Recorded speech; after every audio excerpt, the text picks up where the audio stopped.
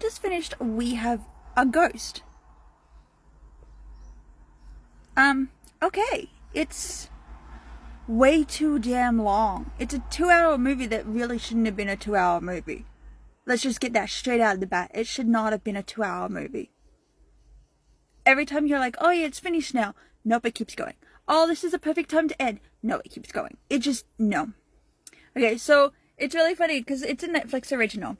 And I was like, you know what? I don't know what to watch. I saw the trailer for this on Instagram like 30 seconds before I hit play. Gave it a watch. It's about a family who moves into a house and they discover they have a ghost.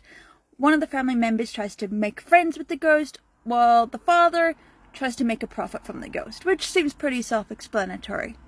Kind of wished it was a little more interesting, but it really wasn't.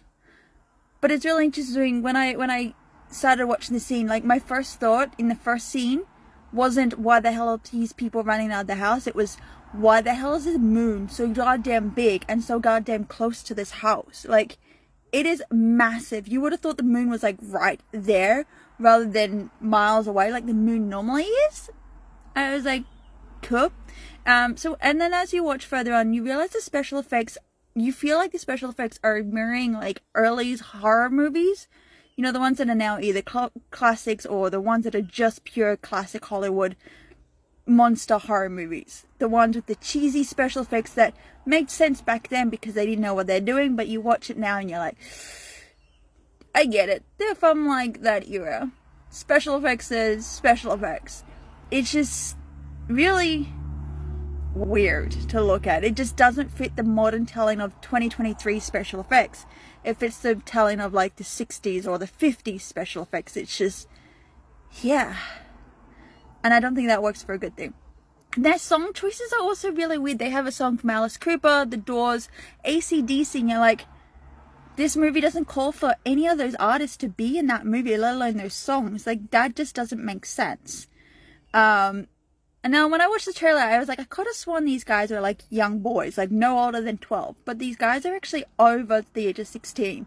There's a 16-year-old and an 18-year-old. And I was like, these guys are beyond this story of ghost telling. They're not going to be afraid of anything. Like, these look like tough grown-up young men, not scaredy little cats. Alright. As I continued watching, I was like, hold on, what era is this set in? Because they've got modern technology, but they're dressed like they're dressed for the 90s or the 80s. Admittedly, yes, they're an African-American family, but just the way that they're dressing, I'm just like, do you guys really dress like that in 2023? Like, I thought all that was left back in like the 90s, or at least a stereotyped version of the way you guys dress. Also, I'm white, if that hadn't been obvious, so maybe I'm making the wrong judgment call on that, so please call me out if I am.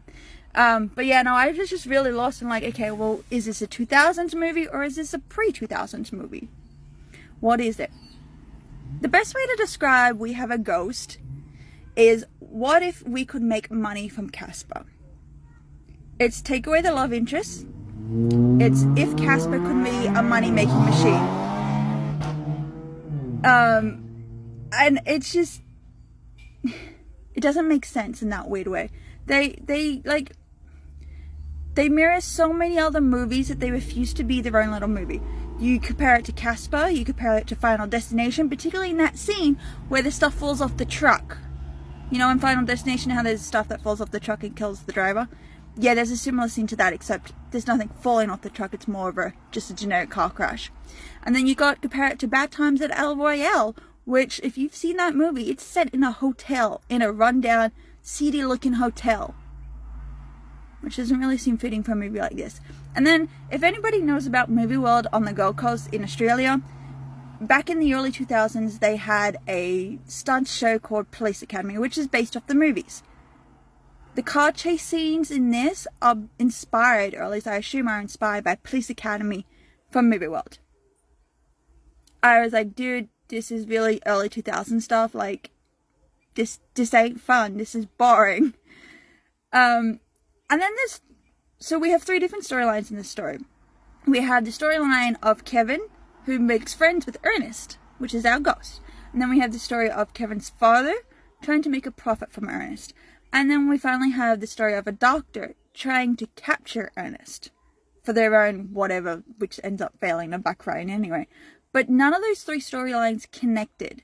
And you sit there going, okay, well, how do these all connect? Okay, they're all common factor is Ernest, but you take away Ernest, then what's their storyline? It all just seemed mushed in and made no sense. And because it's a 2-hour movie, you sit there wondering when is it going to end, or wondering when is it going to get better. It does not make any sense in a perfectly sensible sense. Yes. It's just a long movie. It is 2 hours long. It should not have been 2 hours long. It's based off a short story. And I found that short story and I read it and I was like, oh, so is it based on a true story? But apparently it's a fictitious story anyway. So, what? I just started falling asleep in the movie and I was like, why am I watching this? Why did I choose to watch We Have a Ghost? I don't know. And then some reason the storyline ends up being with the ghost ending up being murdered by one of his friends, and it's just, I'm so confused. It ended up starting off with trying to make friends with the ghost and then making money off a ghost and then capturing a ghost to prove that they're real. And all of a sudden it's like, okay, well, here's why he's dead. It's because we wanted to take his kid. Huh? So you killed someone so you can take their kid. Okay, well, why didn't you start with that in the first place instead of making us go through, we're going to be friends, we're going to make profit, we're going to capture him, and then, oh, by the way, here's the end of the story. The last 5-10 minutes, they reveal why we need to care about Ernest. Huh? Just, I was reading some of the reviews on Letterboxd, and this is a very particular demographic that they targeted, and you can see that they are trying to market towards young children, or at least families. I'm over the age of 18, I'm definitely not 16 anymore. Something like this will no longer interest me. If I was under the age of 16, I would have been like, yes, I'll watch We Have a Ghost. It reminds me of Disney original movies. You know, Phil of the Future, those other sci-fi sort of stuff that Disney did that just kind of worked because it was Disney, and Disney was like, we have a market for it, we know how to push towards you guys. But now it's like, okay, well, it's on Netflix. This is not a Netflix movie. The only thing that makes it a Netflix movie is car accidents and swearing. It's just, I didn't like it. If you have watched We Have a Ghost, did you like it? Because I know I didn't.